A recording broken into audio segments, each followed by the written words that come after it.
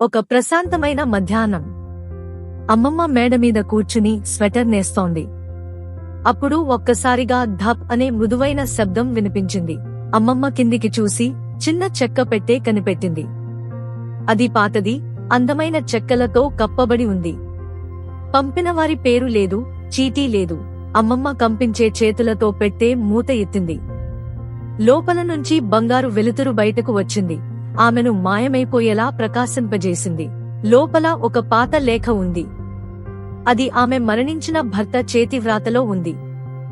వారు కలిసి వెతకాలని కలలు కనిన ఖజానా గురించి అది చెప్పింది. లేఖ కింద ఒక పటం ఉంది. అడవి మధ్యలో ఎరుపు నక్షత్రంతో గుర్తుపెట్టిన చోటుకు దారి చూపిస్తోంది.